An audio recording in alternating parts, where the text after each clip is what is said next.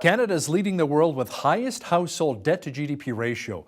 According to the Organization for Economic Cooperation and Development, or the OECD, it has ballooned to 101%. In comparison, the ratio for South Korea, second place, at just under 93 points, followed by the UK at 88%. Now, joining me now from Moose Jaw, Saskatchewan, to give us his insight into the problem is Aaron Rustin with Purpose Financial Corporation. Aaron, welcome to the program. Thanks, Hal. It's great to be here. Now, you've been in the financial services industry for 33 years.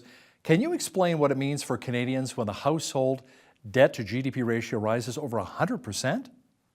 Yeah, well, what the GDP is actually the total value of all products produced in 1 year by individuals as well as companies within a country.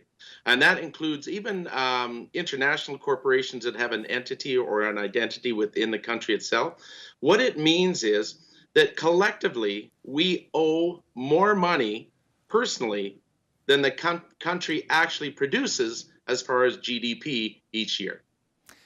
Now, if this kind of debt continues to rise, does it leave Canada vulnerable to a serious recession down the road? I think it would. I think what has happened over the years is we've seen rapid increases in home values. We've seen people drawing down on equity in their homes, either by way of refinancing or by lines of credit. And I think it could. I honestly think if they drive interest rates up, which there has been talk, we've already had 2 moves this latter part of this year. If they start to drive interest rates up, it will slow inflation down, but it will put people in a bad position, which means when they're in a bad position, they can't spend. Now, do we know exactly why Canada's household debt to GDP ratio is so much higher than the list of other countries? Yeah, I think what it is, it's a philosophy here. I think it's a mindset. If we compare it, for instance, to Germany, Germany is really the powerhouse of the West in the European nations, or at least it was for the longest period of time. It's a completely different philosophy when it comes to home ownership there.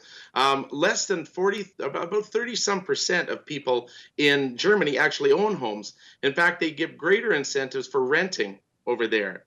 So it's a different philosophy. So where we're going out and borrowing money to buy, they're actually encouraged to rent. It's a different philosophy. I have to say they're far more regimented as well. They're far more disciplined in their spending habits. So we can see that reflected in those very numbers. Well, I know a lot of people as well that go with the expression, put it on credit and forget it. Yeah. But that may not be the smartest thing. The U.S. household debt to GDP ratio is about 80 points. And like you said, Germany is very strong, and France as well, 60%. So outside of maybe renting as opposed to buying, what else are they doing right? Again, I think it's just an overall philosophy. I really do believe. I do believe that they have they're more budget money. Budget wise, I guess. We hear certain countries, certain people are. I won't use the term cheaper, but they're more frugal in the way that they spend. And I think that has a lot to do with it. Of course, we could get into some of the political standings and the way that things stand there. But purely if we're talking from an economic, individual, personal basis, I just think we're wired differently. I also think what we're doing is we're dealing with young people here that have never experienced high interest rates in this part of the world. So suddenly they're borrowing, and and this is not prophetic anyway, it will catch up with them, I believe. Well, I know a couple of friends of myself that are probably in their late 50s now. Back in the early 80s, when interest rates were almost at 20%, they almost lost their half duplex, so it was pretty scary at that time. Now, speaking of housing prices in certain areas of Canada, namely Vancouver and Toronto, are insanely high right now. I just saw recently there was a house that went up for sale, a small bungalow in West Vancouver, for $3 million, and it's a tear down. It's just crazy what's happening. Will we see the bubble burst, Aaron? Well, I don't know if we're going to see a bursting bubble, but I have a feeling we're going to see it deflate slowly. Now, I'm not a real estate expert. I would have to go to our economists and stuff and see what's going on. But I think what has driven the markets up as well is, for one, I can speak to Vancouver. My wife and I used to live out there. It's an absolutely beautiful place to live. And what they're realizing, or what they're experiencing, is a lot of out-of-country money coming in, where there's a lot of cash being moved out of other countries, brought in. And what the government has done now in Ontario and BC is they've actually put in place certain taxes that are paid in addition to a normal price intentionally to slow some of that rapid expansion in value down. Now, I'm told if interest rates hike even as like 1%, we could see a significant number of Canadians lose their homes. But could a moderate rise in interest rates actually be good for the economy? I think it actually could in some ways. As we raise our interest rates, it does make us more attractive to other countries to invest here. So, for instance, if you see the US raising interest rates a little bit and we don't, suddenly there's a bit of a migration of investment money going from Canada cash position, T bill positions, treasury deposits to US. Because even though we talk a lot about the stock markets and all of those wonderful things, the interest bearing market is still huge. The currency market is still huge.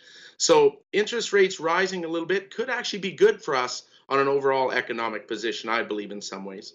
We typically figure that it's better to buy a house than to rent. You're building equity. You know, it's nice to say I'm a homeowner.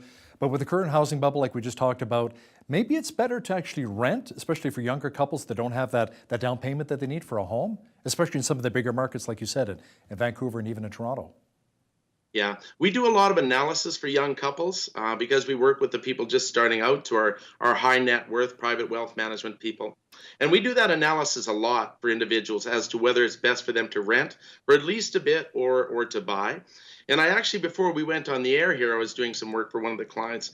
And in their particular situation, depending on the money that you have down on it, depending on the interest rate that you can get on it. Now, as you're probably aware, the government has changed some of the requirements for new mortgages as of January 1st, 2018, some of the requirements. Depending on your individual situation, the amount of rent that you're going to be paying, and the chunk of money that you can put down on that home will directly dictate as to whether it's better to rent or to purchase. So I know I didn't really answer your question, but it's really an individual case scenario. So, Aaron, what advice would you give to families watching right now as to how best to spend as opposed to save, and what really needs to change in how we typically deal with our finances day by day? I think we need to have a plan. And that is one thing that I find in a lot of people is they just kind of run at it and whatever sticks. They never really have a budget. But what I say to our clients is I say, let's look at last year. Let's look at how much we know you spent last year and how did you feel at the end of the year.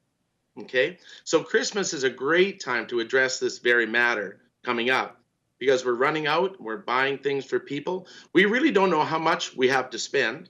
We know that we're going to buy for 9 or 10 people. We don't know how much we can spend on each person, and we end up overspending. So I would say make a plan, make a budget, stick to it, and if you have to, put those silly credit cards away for a while. Take cash in an envelope. No, leave the big cash at home in an envelope, but take little bits with you, pay with everything with cash. And if you really want to strengthen your marriage, if you're married, husband and wife, each one of you keep every receipt that you spend for the next 2 weeks, including a Starbucks coffee. That's not a promotion for Starbucks.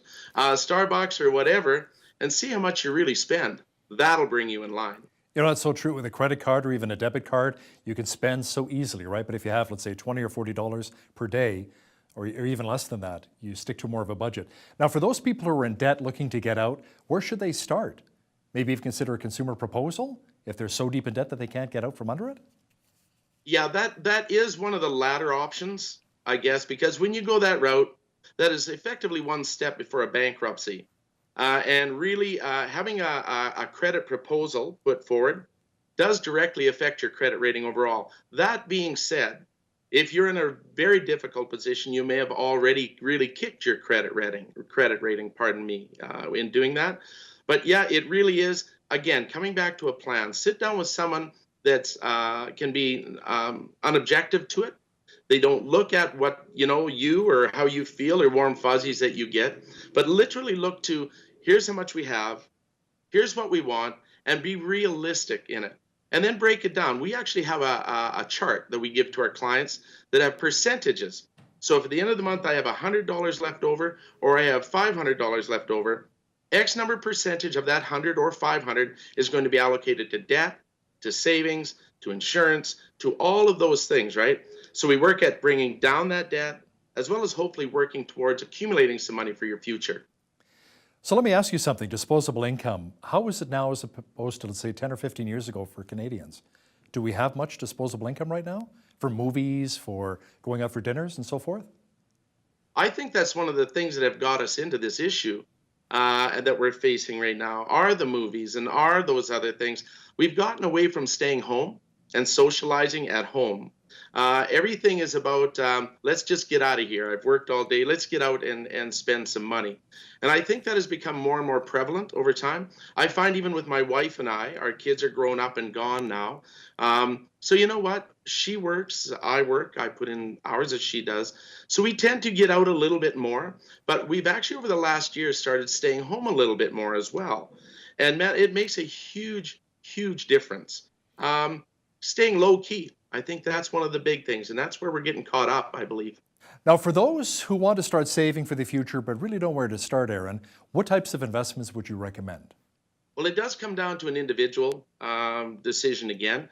Each one of us are wired differently. I often talk about the twins Early and Pokey, and they grew up together. They grew up in the same small town, but they're wired completely differently.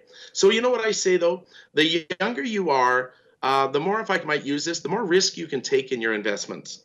So look at some good solid blue chip type investments, whether directly buying stocks once you get some information and education, or buying into some investment funds for a little bit. And then you find a good asset mix that works for you.